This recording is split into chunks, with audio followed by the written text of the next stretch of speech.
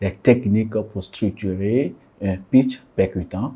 Nous allons apprendre les secrets pour réussir la communication efficace.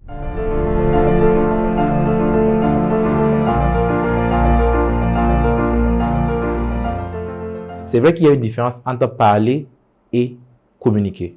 Lorsqu'on parle de communication, il y a beaucoup de petites choses qui entrent en ligne de compte qui vont au-delà de juste parler.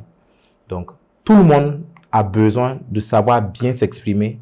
C'est juste que bien souvent, malheureusement, les gens attendent d'être au pied du mur pour apprendre, ou plutôt pour chercher à apprendre à communiquer de manière efficace.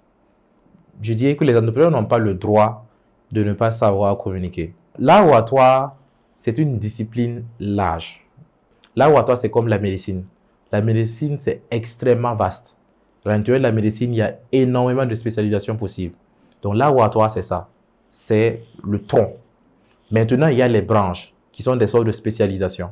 Le pitch, par exemple, c'est une spécialisation en art oratoire. Mais il y a d'autres choses. Il y a l'éloquence, qui est un peu différent. Il y a même le slam, qui est une branche de l'art oratoire. Le pitch peut intervenir à différents niveaux pour un entrepreneur. Vous pouvez préparer un pitch en phase d'idée pour présenter en fait votre idée, pour convaincre peut-être des gens qui vont vous accompagner à pouvoir passer peut-être de l'idée au prototype, voire à la formalisation. Vous pouvez faire des pitchs lorsque vous êtes déjà sur le marché pour pouvoir présenter votre entreprise ou votre projet, ou des pitchs spécialement pour un produit. Donc, il y a différents types de pitch. Il y a les canevas pour les différents pitchs varient en fonction du type de pitch, de l'audience et de l'objectif qui est recherché derrière. Un schéma qui est assez connu, qui a été développé surtout aux États-Unis, qui a été partagé dans le milieu entrepreneurial. Et on appelle souvent cela l'elevator pitch, où justement, on considère que vous êtes dans un élévateur, un ascenseur, et vous devez en fait donner assez envie à la personne de croire en ce que vous faites pour qu'il puisse vous donner un rendez-vous où vous allez venir présenter de manière plus large. Donc, il faut que vous puissiez donner de la substance. Donc, il y a la préparation directe.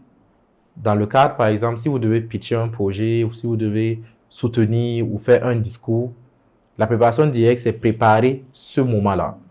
Donc, préparez votre pitch. Qu'est-ce que vous allez dire, à quel moment, quand vous allez le dire. C'est ça la préparation directe. Le contenu, la forme, c'est la préparation directe. Et là, c'est par rapport à une présentation donnée.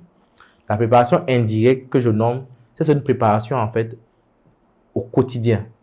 Vous n'allez pas attendre le jour de la finale d'une compétition de natation pour aller apprendre à nager.